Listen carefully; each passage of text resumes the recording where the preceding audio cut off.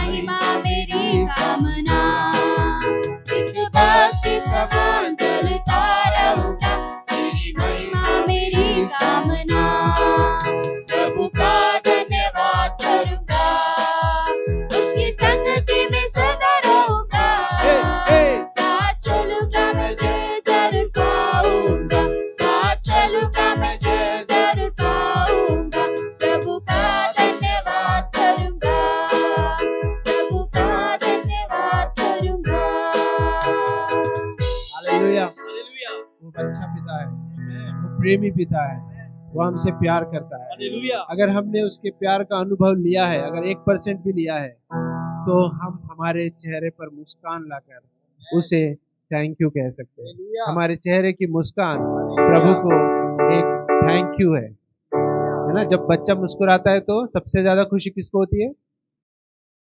Mummy को होती है ना। तो जब आप मुस्कुराते हैं तो उस परमेश्वर को हालेलुया। खुशी होती है, आनंद होता है। तो आइए हम अपने स्थानों पे खड़े होकर जोश के साथ, आनंद के साथ उसकी स्तुति आराधना करेंगे। Thank you Jesus.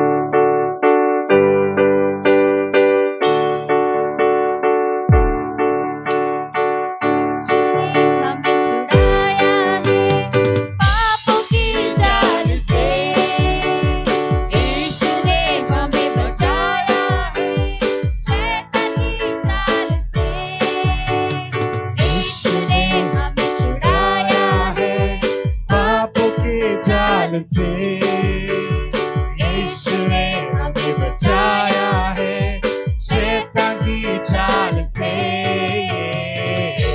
तो गाओ हालेलुया, तो गाओ हालेलुया, तो गाओ हालेलुया, तो गाओ हालेलुया। हम सब मिलकर तो गाओ। तो गाओ हालेलुया, तो गाओ हालेलुया,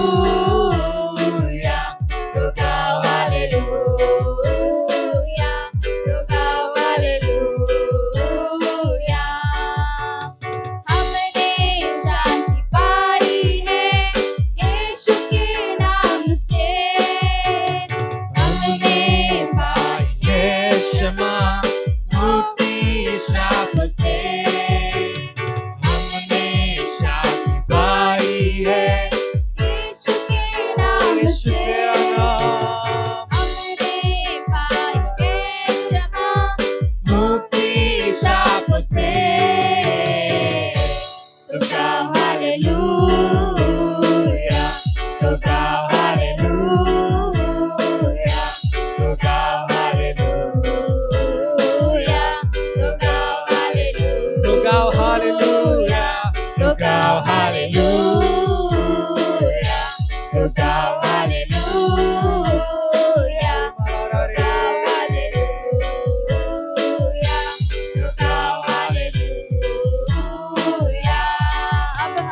अब हम ना डरेंगे, यीशु जो साथ है, शैतान से हम लड़ेंगे यीशु के नाम से।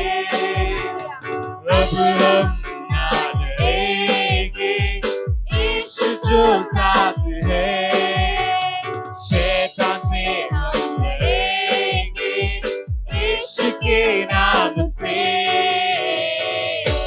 तो गाओ हालेलुया, तो गाओ हालेलुया, तो गाओ हालेलुया, तो गाओ हालेलुया, तो गाओ हालेलुया, तो गाओ हालेलुया, तो गाओ हालेलुया, तो गाओ हालेलुया।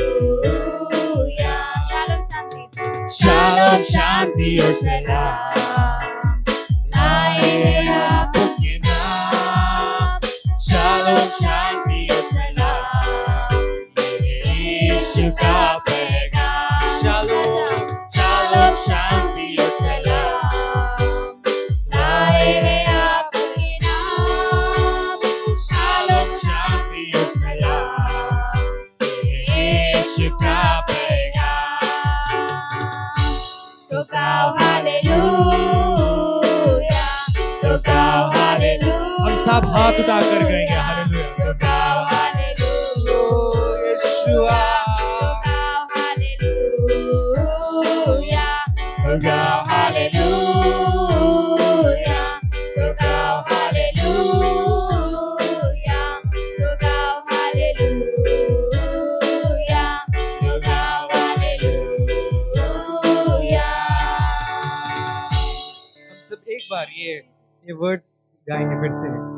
अब हम ना डरेंगे, यीशु जो साथ है। शैतान से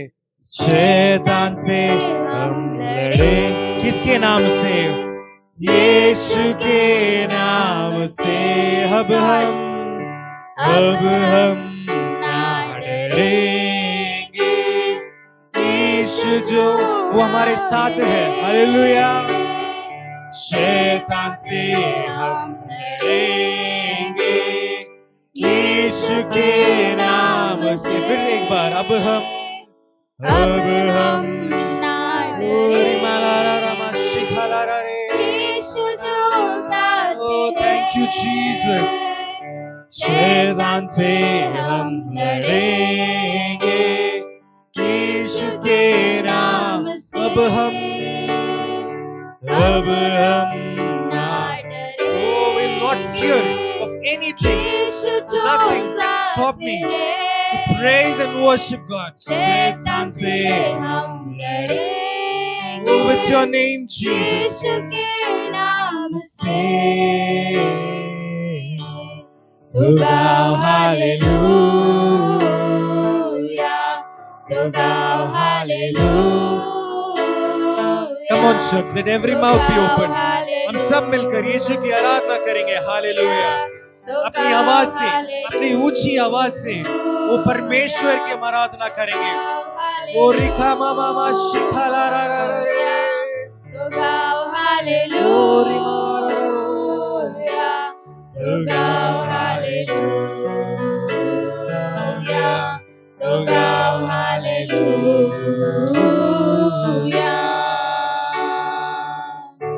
Let's give a big clap offering to Jesus. Hallelujah. Thank you, Jesus. Thank you, Jesus.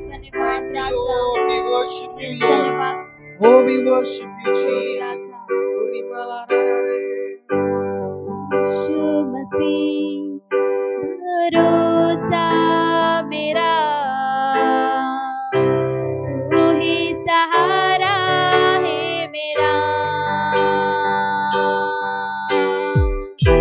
मुश्किल समय में तू ही दिलासा, साथ रहेगा तू सदा।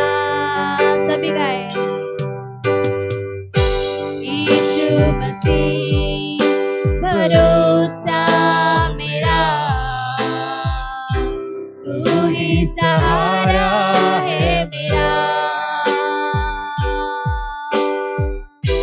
मुश्किल समय में तू ही दिलासा, साथ रहेगा तू सदा। करुणा भलाई तेरी सदा रहेगी मुझ पर। तेरी विश्वास योग्यता देखूंगा मैं उम्र भर। करुणा भलाई मैं हाथ उठाकर गाऊंगा, यीशु तेरा नाम रहे ऊंचा। मैं हाथ उठाकर गाऊंगा, यीशु तेरा नाम रहे ऊंचा।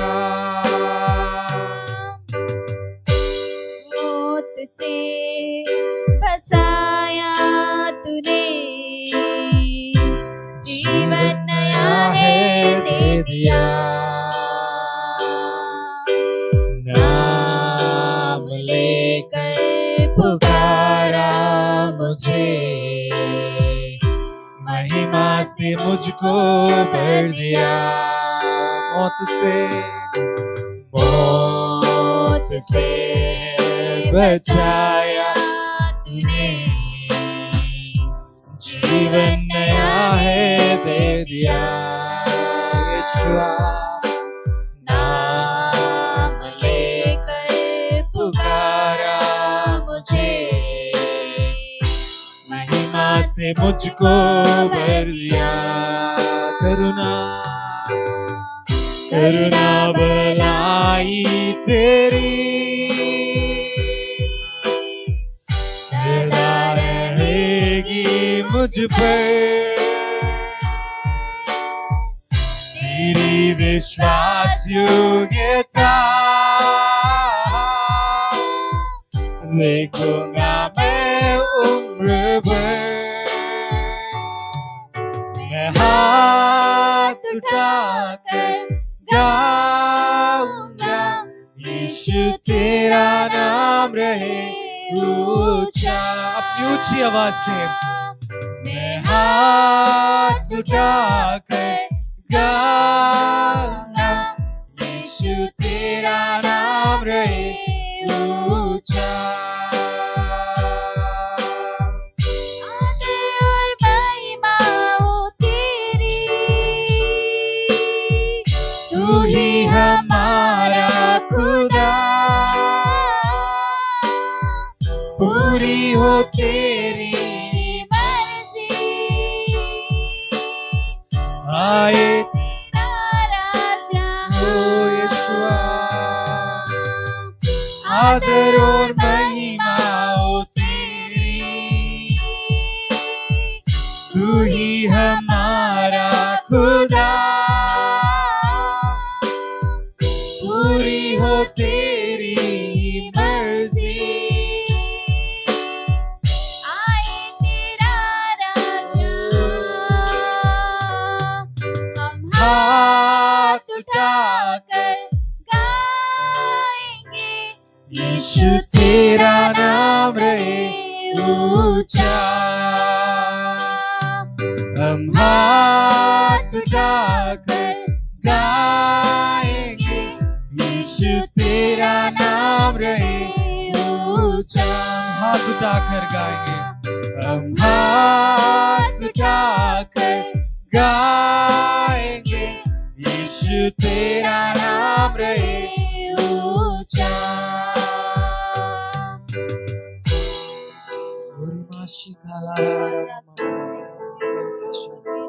Thank you, Lord. Oh, we worship you, Lord. मौत से बचाया तूने, जीवन नया है दे दिया। नाम लेकर पुकारा मुझे, महिमा से मुझको भर दिया। मौत से है बचाया। हाँ प्रभु, तूने कितनी बार हमें तूने बचाया यीशुआ। जीवन नया Thank you, Lord, they for दिया। saving us, oh Jesus. नाम लेकर पुकार अपनी ऊंची आवाज से हम गाएंगे। महिमा से मुझको भर दिया। ओ मौत से करुणा भलाई तेरी सदा रहेगी मुझ पर, तेरी विश्वास योग्यता देखूंगा मैं उम्र भर। मैं हाथ उठाकर गाऊंगा यीशु तेरा नाम रहे ऊंचा। तेरा नाम। मैं हाथ उठाकर गाऊंगा यीशु तेरा नाम रहे ऊंचा। मैं हाथ उठाकर गाऊंगा यीशु तेरा नाम रहे ऊंचा। मैं हाथ उठाकर गाऊंगा यीशु तेरा नाम रहे ऊंचा।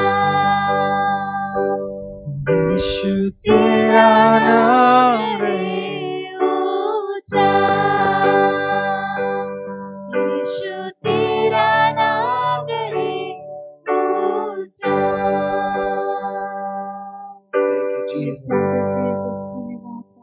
Thank you, Jesus. Thank you, Jesus.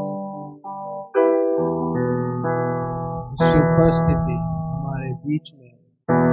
वो हमें कभी नहीं छोड़ता है, परंतु जब हम उसके नाम को ऊंचा उठाते हैं, जब हम एक जगह इकट्ठा होते हैं, एक विशेष उसका अनॉइंटिंग हमारे बीच में होता है, जो अद्भुत काम करने के लिए, जो चमत्कार, चंगाई और छुटकारा देने के लिए सामर्थी है। ऐसा विशेष अभिषेक हमारे बीच में होता है। उसका प्रेम नदी के समान बह रहा है। उसके प्रेम में से पी लो प्रियो, उसके प्रेम से तृप्त हो जाओ। वो आपसे, आपकी सोच से भी कई गुना ज्यादा प्यार करता है। Thank you Jesus, thank you Jesus, thank you Jesus, thank you daddy. आइए प्रभु भोज में जाने से पहले अपने विश्वास की घोषणाओं को हम करेंगे। अपने आप को हम याद दिला देंगे हम कौन है, और हर एक वो बीमारी, परिस्थिति, हर एक प्रॉब्लम भी सुन ले कि हम कौन है। मैन, हमारी लड़ाई हमारे सत्य को जानने की लड़ाई है। सत्य जहां पर हम समझ जाते हैं, हम स्वतंत्र हो जाते हैं। यीशु ने कहा तुम सत्य को जानोगे और वो सत्य तुम्हें स्वतंत्र करेगा। हमारी चंगाई, हमारे छुटकारे, हमारे फाइनेंशियल ब्रेक थ्रू में और हमारे में सिर्फ इतना अंतर है, और वो अंतर है एक वचन का, एक सत्य का। आइए इन सत्यों की घोषणा हम करेंगे और उसके बाद हम प्रभु भोज लेंगे। Thank you Jesus. आइए, सबके पास है फोन में भी है।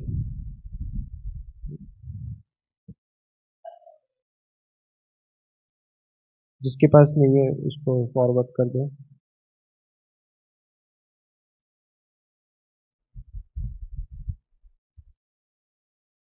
हालेलुया।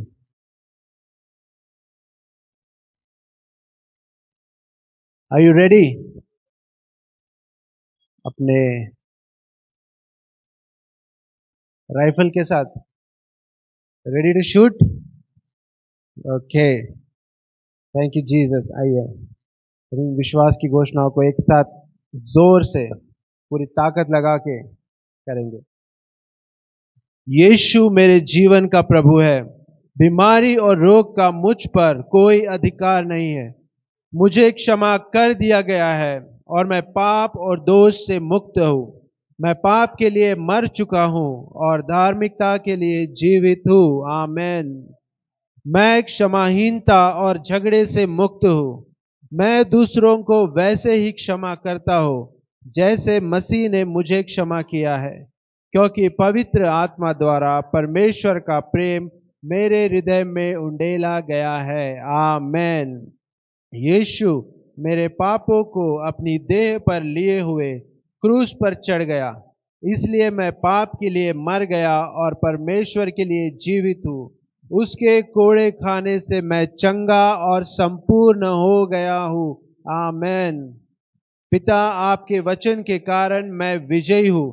मैं मेमने के लहू और अपनी गवाही के वचन के द्वारा संसार, शरीर और शैतान पर विजय प्राप्त करता हूँ। आमेन। आपने मुझे भरपूर जीवन दिया है।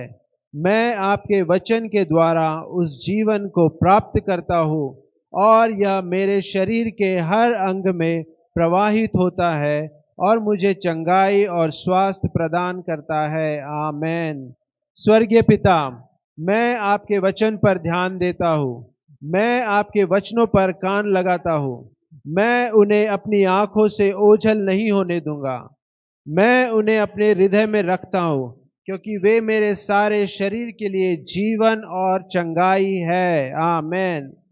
जैसे परमेश्वर मूसा के साथ था, वैसे ही वह मेरे साथ भी है। मेरी आंखें धुंधली नहीं हुई है, न ही मेरी प्राकृतिक शक्तियां कम हुई है। धन्य है मेरी आंखें क्योंकि वे देखती है, और मेरे कान क्योंकि वे सुनते हैं। आमीन।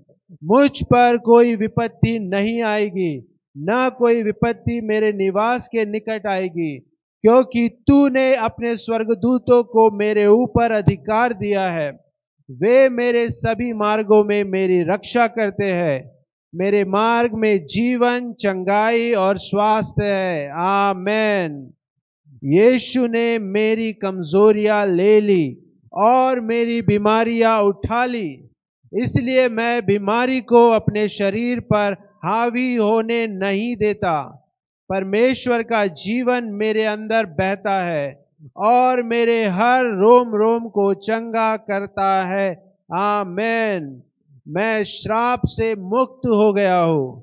गलातियों 3:13 मेरे खून में बह रहा है।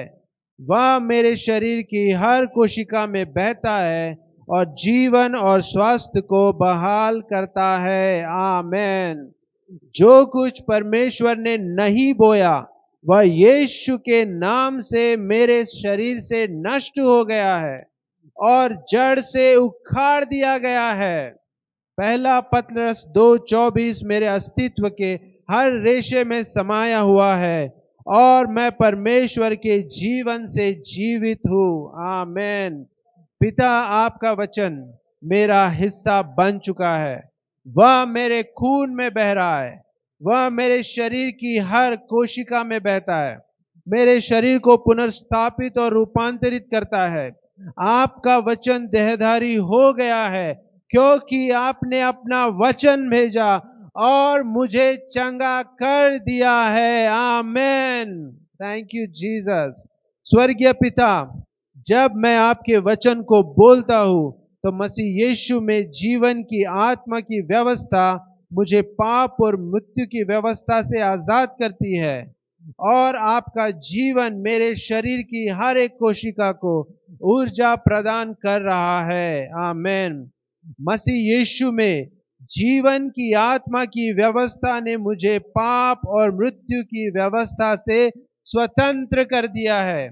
इसलिए मैं पाप, बीमारी या मृत्यु को अपने ऊपर प्रभुता करने नहीं दूंगा। आमीन। शरीर, मैं तुमसे विश्वास का वचन बोलता हूं। मैं मांग करता हूं कि हर अंग सिद्ध कार्य करे, क्योंकि तुम पवित्र आत्मा के मंदिर हो। इसलिए मैं तुम्हें प्रभु यीशु मसीह के नाम में और उसके पवित्र वचन के अधिकार से संपूर्ण और चंगा होने का आदेश देता हूं, यीशु मसीह के नाम में। आमेन। आमेन। Thank you Jesus. धन्यवाद यीशु। तेरे कोड़े खाने से हम चंगे हो चुके हैं। पहला पतरस 2:24 हमारे खून में, हमारे अस्तित्व में, हमारे जर्रे जर्रे में समाया हुआ है। उसके लहू बहाने से, उसके खून बहाने से हम पवित्र है, धर्मी है। उसके कोड़े खाने से हम चंगे हो चुके हैं। हमारी बीमारियां हमारे से दूर हो गई है। अब बीमारी हमारी नहीं है, हमारी केवल चंगाई है। केवल चंगाई के हम भागीदार हैं। हम चंगाई के वारिस हैं। चंगाई हमारा भाग है। बीमारी से हमारा कोई लेना देना नहीं है। बीमारी का रास्ता अलग है और हमारा रास्ता अलग है। हमारा रास्ता जीवन और आशीषे और शांति और कल्याण और संपन्नता और संपूर्णता से भरा हुआ है। Thank you Jesus. Thank you Jesus. We worship you daddy. We glorify your name Lord. हम तेरे नाम की स्तुति करते हैं, तेरे नाम को ऊंचे पर उठाते हैं पिता। धन्यवाद देते हैं उस बलिदान के लिए। तेरे वचन के अनुसार, हमारे अंगीकार के अनुसार हमारे लिए हो, हर एक के अंगीकार के अनुसार उनके लिए हो। Thank you Jesus. Thank you Jesus. कुछ ना कुछ थोड़ा सा चल रहा था, है ना, तबीयत को लेकर। निशा और मैं, एक दिन निशा को फीवर था, एक दिन मुझे था। मैंने एक दिन छुट्टी लिया ऑफिस से, पर निशा बिना छुट्टी लिए वो काम करती रही, वो रेस्ट नहीं लेती। और पिछले 3 महीनों से एक टास्क पे मैं काम कर रहा था, ऑफिस का एक बड़ा अपडेट था और डेडलाइन था उसका ये हफ्ता, और बहुत प्रेशर था, परंतु प्रभु का धन्यवाद हो कि मैं उसे पूरा कर पाया। और फिर फीवर भी था, फिर भी मैं उसको पूरा कर पाया, फिर छुट्टी लेकर रेस्ट किया। हमारे शरीर की कुछ सीमाएं हैं, है ना, ज़्यादा उसको खींचेंगे तो वो असर दिखाती, लेकिन प्रभु का धन्यवाद हो कि मैं यहाँ पे खड़ा हूँ और उसने मुझे ताकत दिया है बोलने के लिए, और उसने मुझे चंगा किया है। आमीन। शरीर में क्या लग रहा है, मैं उसको देख के अगर बैठता तो मैं बोल देता था कि मैं आज नहीं आ रहा हूँ लेकिन हम अपनी 5 इंद्रियों से नहीं चलते हैं, हम छठी इंद्री से चलते हैं ना। 5 इंद्रियां सबको पता है कौन कौन सी है, और छठी इंद्री सिक्स सेंस। धर्मी जन किससे जीवित रहेगा? Faith, correct. छठी इंद्री सिक्स सेंस है हमारा, फेथ, है ना। हम शरीर में क्या लग रहा है और हमें क्या महसूस हो रहा है, हमारी आंखें हमें क्या बोल रही है, या हमें क्या सुनाई दे रहा है, कैसा टेस्ट आ रहा है मुंह में, कड़वा टेस्ट आ रहा है कि नहीं आ रहा है, उससे कोई फर्क नहीं पड़ता। उसका वचन कहता है कि मैं चंगा हूं तो मैं चंगा हूं। हो गए, बहस वहीं पर खत्म, एंड ऑफ डिस्कशन। आमीन। जीवन की आत्मा ने हमें कब्जा कर लिया है, हमें ले लिया है। मान लो हमें निगल लिया है जीवन ने, we are sold by life, उसका जीवन हमारे अंदर है। व्यवस्था विवरण 28:2 में कहता है कि the blessings will overtake you. हम जैसे गाड़ी कोई ओवरटेक कर लेता है ना, हमें उसकी आशीषों ने, उसके जीवन ने हमें कब्जा कर लिया, ओवरटेक कर लिया है। हम चाह के भी उससे अलग नहीं हो सकते। हालेलुया। ये रिश्ता जो उसने बनाया है, ऐसी कोई जगह नहीं है जहां से हम उससे दूर हो सके। उसने हमें अपना बनाया है, एक हो गया है, प्रभु की संगति में हम है। संगति का जो जो इंग्लिश में ट्रांसलेशन है वही is one with the Lord. हमने गीत भी गाया कि हम प्रभु की संगति में हैं। जो प्रभु की संगति में, जो उसके आत्मा के साथ एक हो गया है, वो उसके आत्मा के साथ में उसके जैसा है, उसकी आशीषों से, उसके जीवन से भरा हुआ है। आपका जो जीवन स्रोत है, हमारा जो जीवन स्रोत है, वो हमारी आत्मा है, उसमें से हमें जीवन मिलता है। जब हमने यीशु को ग्रहण किया, उसका आत्मा हमारे अंदर आ गया है, उसकी आत्मा ने हमारे मृत आत्मा को जीवित कर दिया है, और उसका जीवन हमारे अंदर है। हमारी प्रार्थनाओं का उत्तर हमारे आत्मा से आ रहा है, क्योंकि वहां पर जीवन का स्रोत है, पवित्र आत्मा है, उसका राज्य हमारे अंदर है, चंगाई छुटकारा हमारे अंदर है, और हम चाह कर भी उससे अब पीछा नहीं छुड़ा सकते ऐसी कोई जगह नहीं। राजा दाऊद कहता है कि मैं कहां जाऊं तेरी उपस्थिति से भागकर, मैं कहीं भी जाऊं तो भी तू वहां है। ऐसा कोई स्थान नहीं है जहां पे आप परमेश्वर की उपस्थिति से दूर हो। आप उसके 24/7 मॉनिटरिंग में हो। कोई इतना हाई HD डेफिनेशन वाला CCTV कैमरा नहीं होगा जितनी तेज उसकी आंखें हैं आपके ऊपर, जिसका इतना तेज उसका निगरानी आपके ऊपर है, उसकी सुरक्षा आपके ऊपर है, उसकी उपस्थिति 24 घंटे आपके साथ है। हालेलुया। तो प्रभु का धन्यवाद हो उसकी चंगाई के लिए। और जैसे हम घोषणा करते हैं जब हम ऑफरिंग देते हैं, है ना, कि प्रभु हमारे हमारे क्या कर रहा है, कामों में आशीष दे रहा है ना। जिन हाथों को काम नहीं उनको काम मिल रहा है, और ये हम विश्वास कर रहे हैं कलीसिया में कोई भी जॉबलेस नहीं रहेगा, हर किसी के पास में जॉब रहेगा, और जिसके पास जॉब है वो प्रमोशन पा रहा है, और जो बिजनेस में है वो बिजनेस में तरक्की कर रहा है। तो एक फाइनेंशियल ब्लेसिंग भी प्रभु ने दिया सडन से, जो हम घोषणा करते हैं ना कि गिफ्ट्स आ रहे हैं, अनएक्सपेक्टेड। जो नेचुरल सिस्टम है, नेचुरल सिस्टम से प्रभु काम करता है, वो सिस्टम को यूज करके आपको ब्लेस करता है। मैंने लास्ट ईयर का टैक्स फाइलिंग किया था ओल्ड रेजिम में, फिर इस साल ITR फाइल करना था, तो मैं खुद ही करता हूँ। तो मैं चेक किया वेबसाइट पे न्यू और ओल्ड, क्योंकि मैंने last year new old select किया था, बट फिर भी वहाँ ऑप्शन था न्यू का। मुझे उतना ज़्यादा जानकारी नहीं है, आपको शायद हो तो मुझे करेक्ट करना। पर मैं इनकम टैक्स की वेबसाइट पे टैक्स फाइल करने के लिए लॉगिन किया और सब फॉर्म वगैरह सब, बहुत सारी जानकारी तो ऑटो पॉपुलेट होके आती है, और देखा कि बहुत सारा अमाउंट डिफरेंस आ रहा है न्यू रेजिम और ओल्ड रेजिम। जिनको नहीं पता है, एक न्यू टैक्स रेजिम भी आ गया है अभी, जिसमें टैक्स की दरें बहुत थोड़ा चेंजेस किया है। तो मैं सोचा चलो मैं सिलेक्ट करके देख लेता हूँ। लास्ट ईयर मैंने ओल्ड किया था, और उसी का फिर हमको हिसाब देना होता है। जिनको नहीं पता उनको सरल भाषा में बताता हूँ। हमने पिछले साल क्या क्या कारनामे किए पैसे के लेन देन में, उसका पूरा हिसाब देना होता है सरकार को। तो मैंने कहा था कि मैं एक तरीके से करूँगा, पर इस साल जब उसका हिसाब मुझे देना था तो मैंने कहा कि मैं इस तरीके से नहीं, इस दूसरे तरीके से करता हूँ। और उसमें मुझे एक बहुत बड़ा अमाउंट रिटर्न आ गया।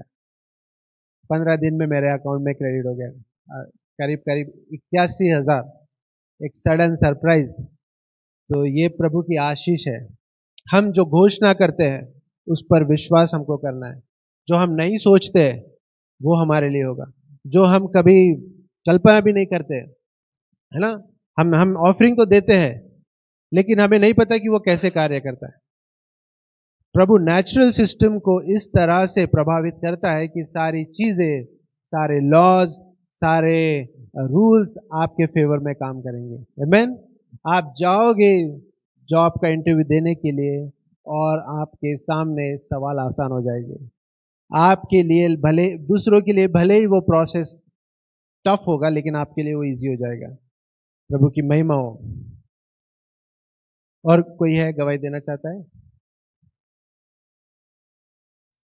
बार बार जब सो रहा था तो उनका शरीर पूरा सून पड़ जा रहा और वो बहुत घबराहट हो रहा और शांति उनको नहीं हो रहा, बहुत ज्यादा हो रही थी। तो उनके बार बार बैठ जाता। हमारे तो पति बोले क्या हुआ, तो बोले ऐसे मेरे को प्रॉब्लम है। तो फिर मैं आई ली थी तो उनको पानी में डाल के हमारा एनो दिए और फिर एक सेकंड में उन्होंने ठीक हो गया और अच्छे से रात भर सो लिया। उन्होंने इतना टेंशन में रहता था कि मैं घर को पहुंच पाऊंगा या नहीं, इतना उन्होंने डर रहा था उसको। तो फिर मैंने वो पे किया और वो ऑयल डाल के पानी में दिया तो उन्होंने पिया और मैं प्रभु के नाम से मैं प्रे करी, उन्होंने ठीक हो गया। मैं परमेश्वर को बहुत सारा थैंक्स धन्यवाद करती हूँ। हाँ भाई, प्रार्थना सुनने के लिए। थैंक यू दीदी। चला गया था, तब भैया ने मिलकर स्टार्टिंग से लगा, प्रार्थना जो किया। भैया मैं अपनी गवाही देना चाहती हूँ मयंक के बारे में। जब मयंक घर छोड़ के चला गया था तब भैया ने मिलकर प्रार्थना जो किया तो मयंक हमारे घर वापस आ गया। अब 8 तारीख को वो नागपुर अपने पापा के पास जाने वाला है। ये हमारे लिए सबसे बड़ी गवाही है। जो बच्चा घर छोड़ के चला गया था, हम रो रो के उसके लिए पागल हो रहे थे, लेकिन प्रभु से जब हमने प्रार्थना किए तो प्रभु ने हमारी प्रार्थना को सुने और उस बच्चे को हमारे पास वापस लेके आए। ये हमारे लिए बहुत बड़ी गवाही है। और हमारी ये दूसरी गवाही है कि मेरे बड़ी वाली दीदी है जिनके बेटे को कहीं भी नौकरी नहीं लग रही थी। जब भैया ने प्रार्थना किए तो तुरंत ही उसे नौकरी के लिए कॉल आने लगे। ये प्रभु की बहुत बड़ी महिमा हुई है हम सबके ऊपर। प्रभु का धन्यवाद करते हैं, उसकी महिमा हो। प्रार्थना में बहुत शक्ति है। जब हम प्रभु से प्रार्थना करके कुछ मांगते हैं तो प्रभु हमारी प्रार्थना को सुनते हैं और हमारी प्रार्थना का उत्तर हाँ और आमीन में आता है। हालेलुया। कितनी सुंदर गवाही है। एक परिवार, मयंक उनकी बहन का बेटा है और 17 साल उसकी उम्र है, और वो घर से निकल गया था, घर से भाग गया था समझ लो, और सब परेशान थे। उसका कुछ पता नहीं चल रहा था, लेकिन वो मिल गया और वापस आ गया और अभी वो अपने परिवार के साथ वापस नागपुर में है। और बहुत बड़ा एक टेंशन सर सबके दिमाग से हट गया है और उसके लिए यही प्रार्थना करते हैं हम कि वो अपने जीवन में उन्नति कर रहा है, प्रगति कर रहा है, पढ़ाई कर रहा है और आगे बढ़ रहा है। हालेलुया। और कोई गवाही है? साक्षी सारा बहुत दिनों के बाद घर जाकर आए। लास्ट संडे नहीं थे और 2 तारीख को भी मिस किया हमने आपको। और आइए, सारी गवाही के लिए धन्यवाद देंगे और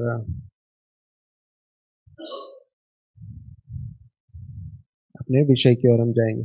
तो हम अपना पैटर्न, जैसा अपना पैटर्न है, ओके, हम 2 ग्रुप्स में डिवाइड हो जाएंगे।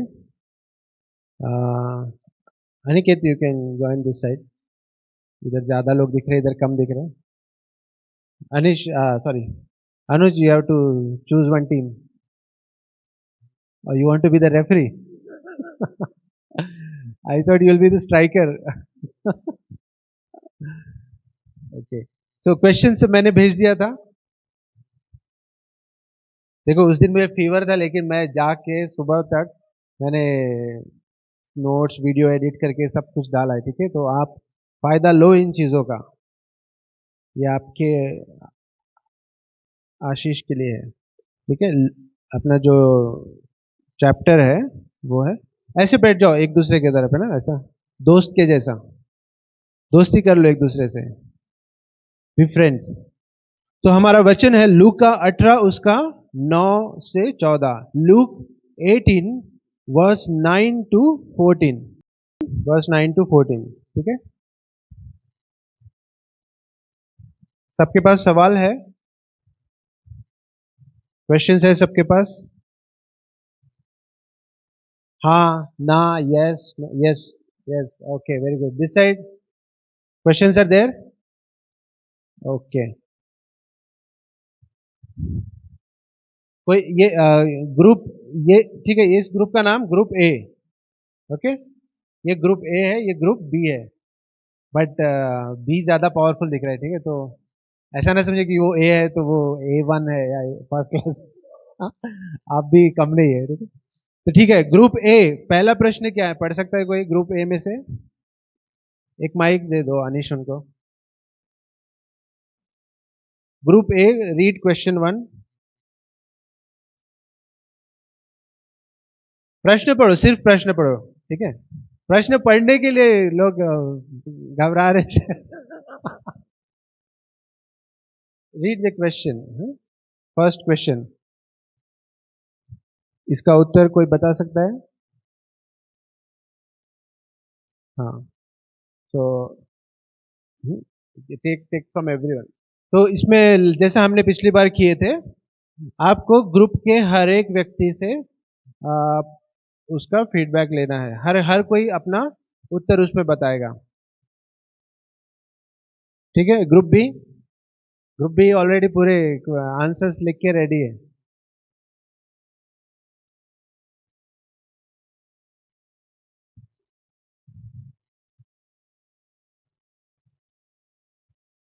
ठीक है, ग्रुप बी, क्वेश्चन 2 क्या है? What is question 2?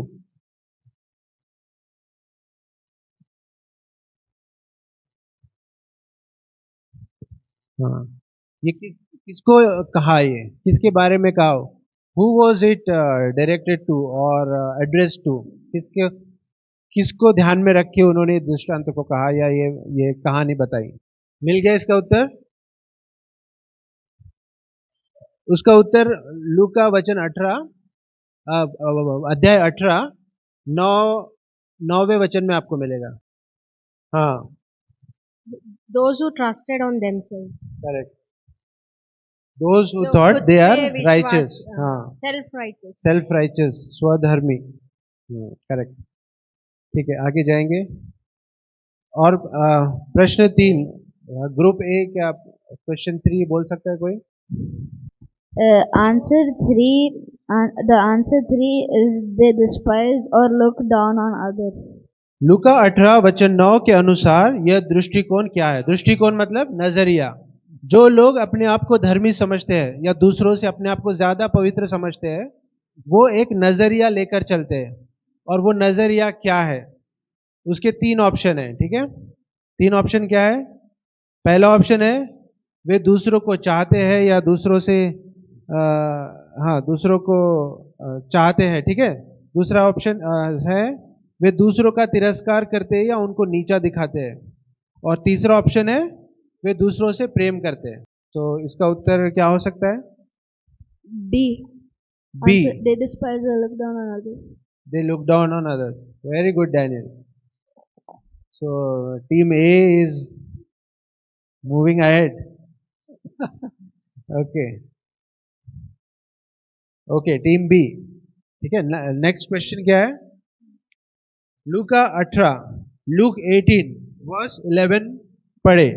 लूका 18 वचन 11 पढ़े। फरीसी की प्रार्थना क्या थी? What was the prayer of the फरीसी? फरीसी की प्रार्थना क्या थी? उसकी प्रार्थना यह थी कि मतलब वो परमेश्वर को कह रहा था कि मैं दूसरे मनुष्य के समान अंधेर करने वाला, अन्यायी और व्यभिचारी नहीं हूं करके वो परमेश्वर का धन्यवाद कर रहा था। ये थी उसकी प्रार्थना। Okay, good, very good section, thank you. तो टीम बी भी वापस आ गई है मैच में। ओके, टफ कंपटीशन है। और नेक्स्ट क्वेश्चन, वचन 12, उपवास का अर्थ क्या है? What is the meaning of fasting? उपवास करना मतलब क्या है, पता है सबको? एक टाइम ज्यादा खाना खाना, करेक्ट? उपवास का अर्थ क्या है? कौन, टीम ए या टीम बी, कौन बताएगा? What is fasting? हाँ, करेक्ट, वेरी गुड।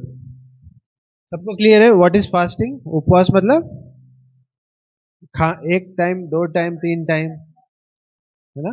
30 दिन, 40 दिन खाना त्याग देना, ठीक है, उपवास। और उपवास में भी अलग अलग टाइप होता है। स्मार्टफोन का भी उपवास कर सकते हैं हम लोग। वाईफाई का उपवास, सिर्फ कॉल और SMS ही लेके फोन में। वचन 12 में और क्या लिखा है? दशमांश, टाइथ, ठीक है? दशमांश का क्या अर्थ है? मतलब जो कमाई वगैरह है वो 10वां भाग, 10वां अंश, 10वां भाग। मैं 2 बार उपवास रखता हूँ, मैं अपनी सब कमाई का 10वां अंश भी देता हूँ। हाँ, तो दशवांश मतलब कमाई का 10वां भाग, ठीक है? वो प्रार्थना भी कर रहा है, उपवास भी कर रहा है, दशमांश भी दे रहा है, ठीक है? वचन 13 हम पढ़ेंगे।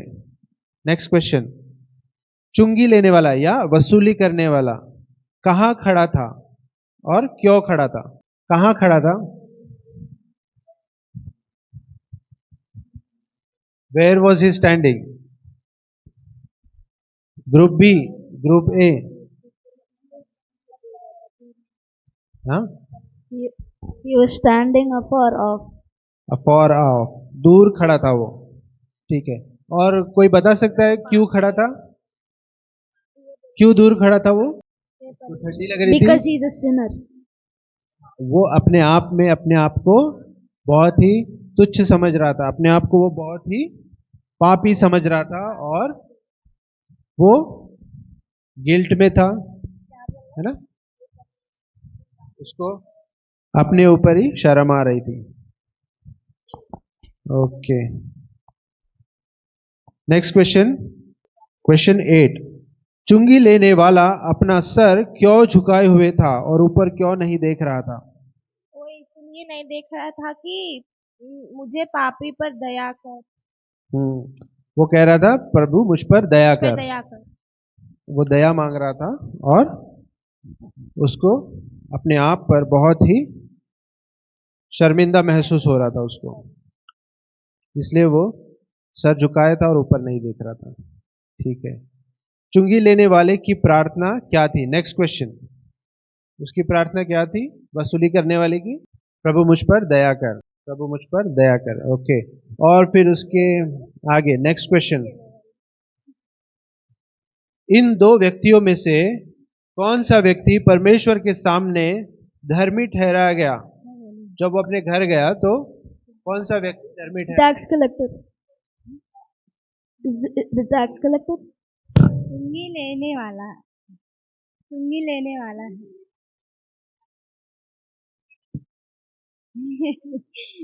जो जो वसूली करने वाला था, जो पापी व्यक्ति था, जो चुंगी लेने वाला था, वो धर्मी ठहराया गया। हालेलुया। अब नेक्स्ट क्वेश्चन ये है कि फरीसी के बजाय चुंगी लेने वाला क्यों धर्मी ठहराया गया? because he humbled himself. He? Because he humbled himself. He humbled himself. Okay, good. क्यों धर्मी ठहराया गया चुंगी लेने वाला? क्योंकि उसने अपने पापों को एक्सेप्ट किया और परमेश्वर के सम्मुख बोला कि हाँ मैं पापी हूँ, उस पर दया कर। लेकिन वो दूसरा बोल रहा था, फरीसी बोल रहा था कि मैं उस मनुष्य के समान नहीं हूँ, ऐसा वैसा क्षमा मांग रहा था। Very good, very good. हाँ, उसने प्रभु पर विश्वास किया और प्रभु के पास में वो गया। तो जो कोई प्रभु के पास जाएगा, जो कोई प्रभु को नाम लेगा, प्रभु को पुकारेगा, प्रभु उसको अपना लेगा, उसको गले लगा लेगा, उसको धर्मी ठहराता है, उसको आशीषित करता है। Praise God. क्या परमेश्वर, नेक्स्ट क्वेश्चन, क्या परमेश्वर ने इस चुंगी लेने वाले को क्षमा किया? Did God forgive that tax collector? Yes, yes, yes. ठीक है, रोमन्स 10:13, रोमियो 10:13, लास्ट क्वेश्चन। यदि कोई व्यक्ति अपने घुटने टेक ले और अपने दिल की गहराई से परमेश्वर को पुकार उठे, परमेश्वर मुझ पापी पर दया कर, तब क्या परमेश्वर उसके साथ ठीक उसी तरह व्यवहार करेगा जैसा उसने उस टैक्स कलेक्टर, चुंगी लेने वाले के साथ किया? करेगा? Yes, yes. Praise God. तो परमेश्वर से आशीष पाने का, परमेश्वर से उद्धार पाने का, परमेश्वर के राज्य में आने का, उसके आशीषों को, चंगाई को, छुटकारे को, संपन्नता को पाने के लिए क्या है फॉर्मूला? उसके नाम को पुकारना। रोमियो 10:13। ठीक है, इसको मेमोरी वर्स की तरह ले लो। नेक्स्ट संडे हर कोई इसको याद करके आओ। Okay, very good. अभी सेंड टू अनिकेत।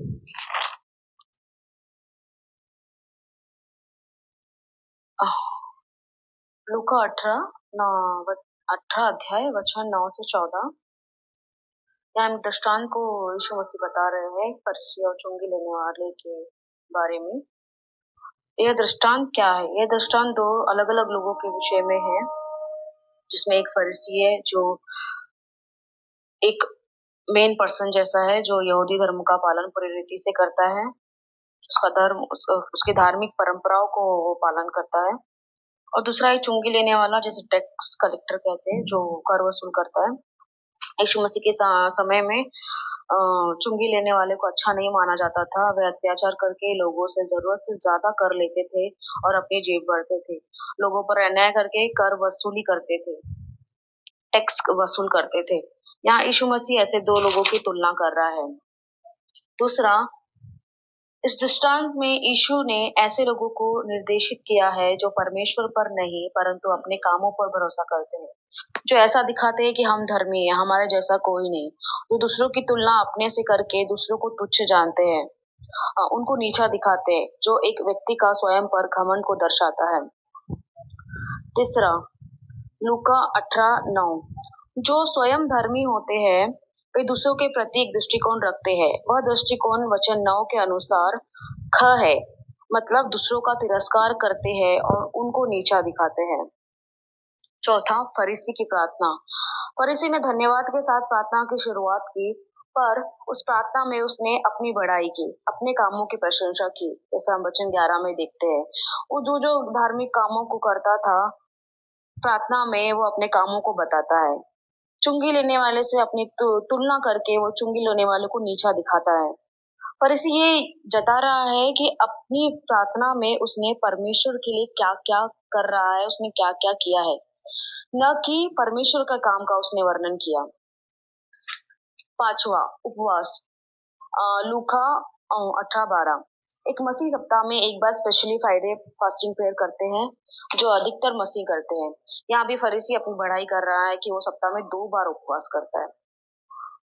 उपवास मतलब उस दिन भोजन का त्याग करना, कुछ न खाना। उपवास की प्रार्थना परमेश्वर के साथ एक स्पेशल कनेक्शन है। उपवास एक उद्देश्य के साथ किया जाता है, जिसमें अधिक समय हम परमेश्वर के साथ बिताते हैं। उपवास परमेश्वर के साथ हमारे रिश्ते को और भी ज्यादा मजबूत बनाता है। सिक्स्थ, लूका 18:12 दशमांश। यहाँ धर्मी अपनी सारी कमाई का दशमांश परमेश्वर को देता है। दशमांश मतलब अपनी कमाई का 10वां हिस्सा, मतलब अपनी कमाई का 10%। दशमांश परमेश्वर की आज्ञा है जो पुराने नियम से अब तक चली आ रही है, जिसका पालन हर मसीह को करना चाहिए।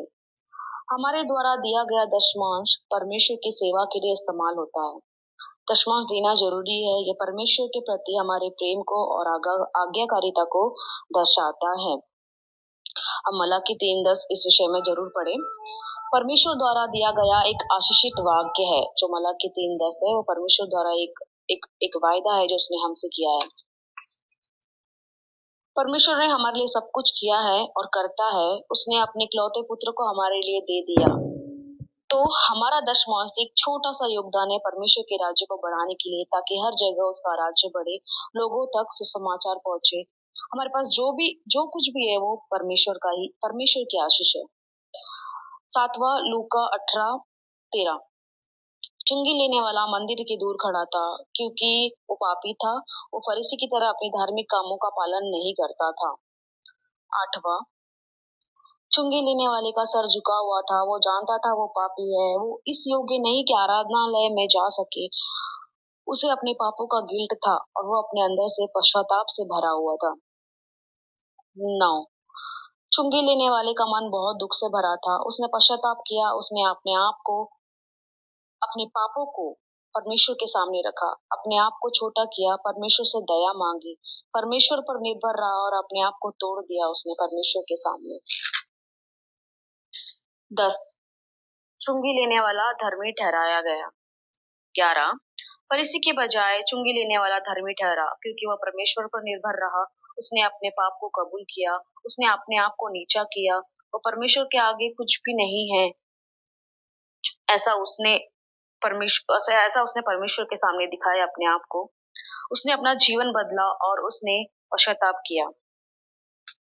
12, परमेश्वर ने चुंगी लेने वाले को धर्मी ठहराकर घर लौटा दिया। परमेश्वर ने उसे क्षमा किया, क्योंकि उसने अपना मन फेरकर अपने आप को परमेश्वर के हाथों में कर दिया। अपने आप को उसने सौंप दिया। तीसरा, रोमियो 10:13। हाँ, परमेश्वर जरूर क्षमा करेगा। वो व्यक्ति परमेश्वर के सामने धर्मी ठहरेगा। परमेश्वर नहीं चाहता कि कोई नाश हो, जैसे हम जॉन 3:16 में देखते हैं।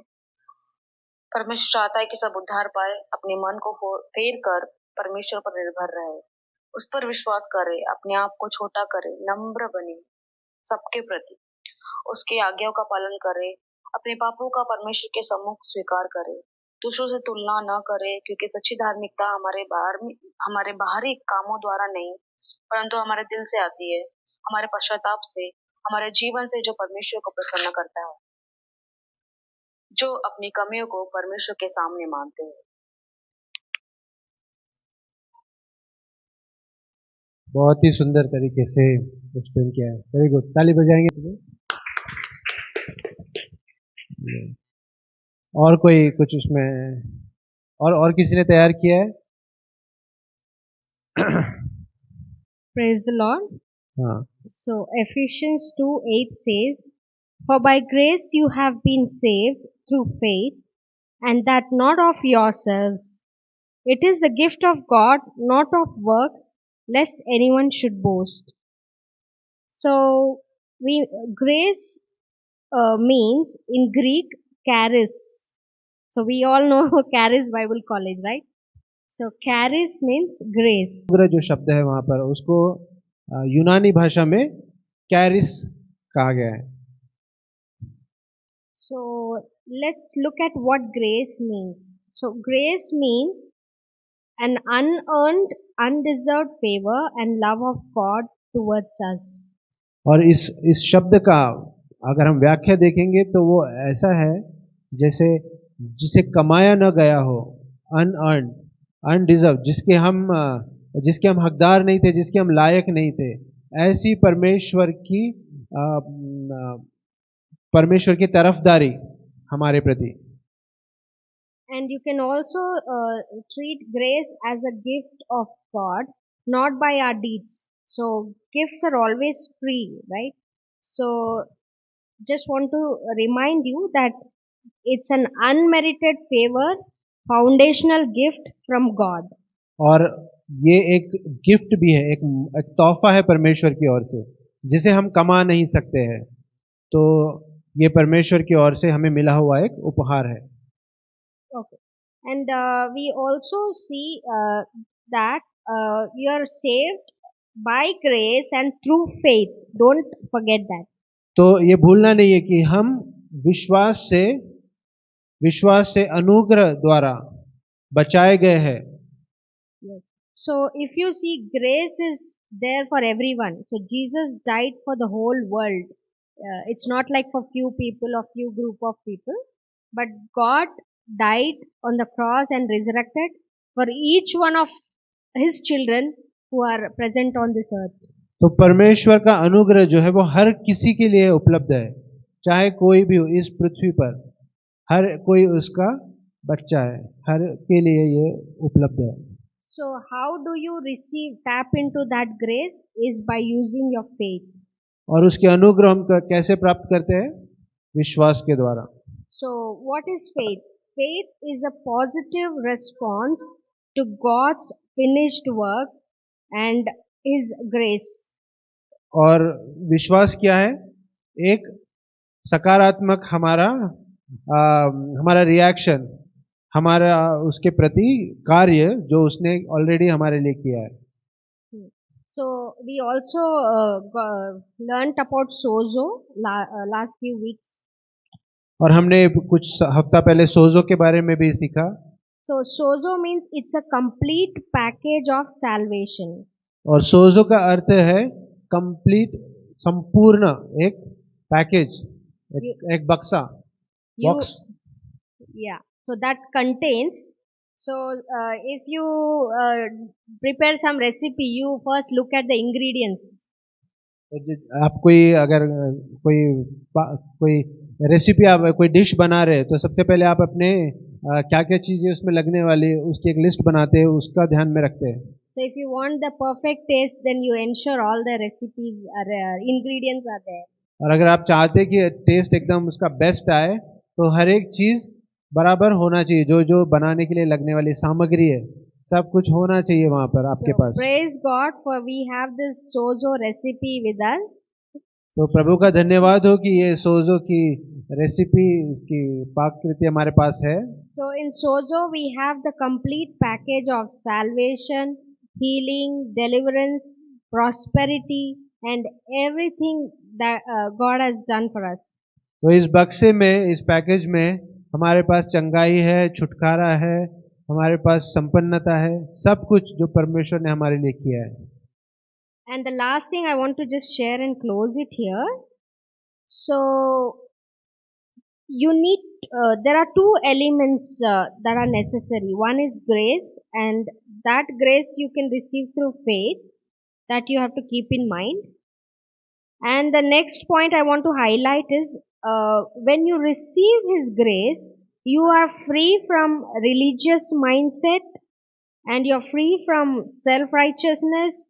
You're free from depending on yourself. So I just want to read here. Understanding grace can lead to freedom from condemnation, fear, and performance-driven mindset.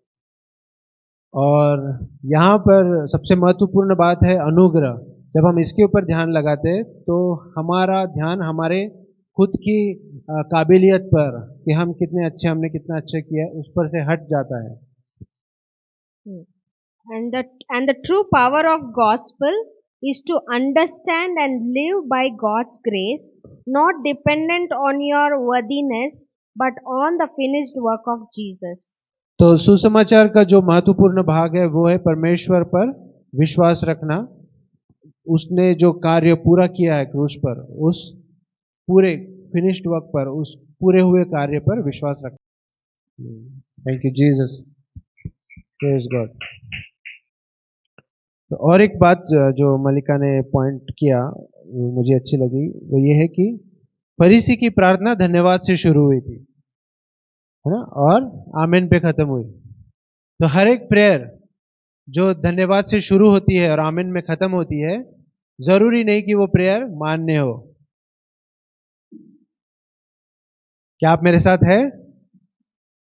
तो हमें वचन के ऊपर आधारित, सत्य पर आधारित प्रार्थना करना है। जरूरी नहीं कि हर एक प्रेयर है हमारे पिता तेरा धन्यवाद हो और यीशु के नाम में आमीन कहने से वो प्रेयर हमारी सही प्रेयर है या वो प्रेयर का आंसर हमें दिखेगा। हम अपनी बुद्धि से भी प्रेयर कर सकते हैं और पवित्र आत्मा के द्वारा भी प्रेयर कर सकते हैं। पवित्र आत्मा के द्वारा प्रार्थना मतलब वचन के द्वारा प्रार्थना, मतलब उसके प्रकाशन में प्रार्थना, उसके रोशनी में। जैसे ये लाइट में मैं बात कर रहा हूँ, वैसे वचन के लाइट में हम बात करते हैं। उसका वचन कहता है कि हम चंगे हैं, हम आशीषित है, और हम कह रहे प्रभु चंगा कर दे, प्रभु चंगा कर दे। तो प्रभु थोड़ा देर के लिए कंफ्यूज हो जाएगा कि मैं क्या करूं। आमीन। तो प्रभु को कंफ्यूज ना करें और वचन पर अधिक से अधिक मनन किए। सबने बहुत अच्छा किया, अपने लिए आप ताली बजा सकते हैं, जोरदार, वेरी गुड।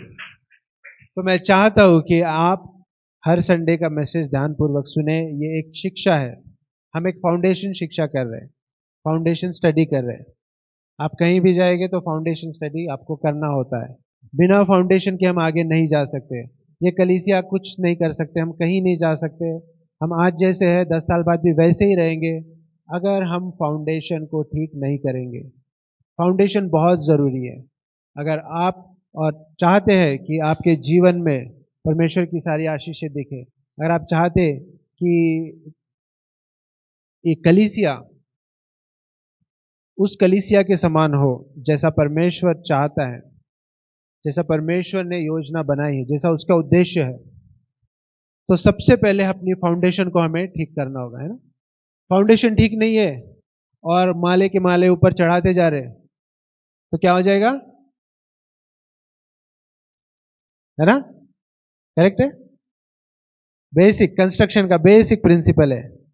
बुद्धिमान व्यक्ति कौन है? जो चट्टान पे अपना घर बनाता है। और जब वातावरण अच्छा होता है, जब जीवन में सब अच्छा होता है, तब वो वचन को सीख लेता है, ताकि जब परिस्थिति आती है तब वो घबराता नहीं है, डरता नहीं है, डगमगाता नहीं है।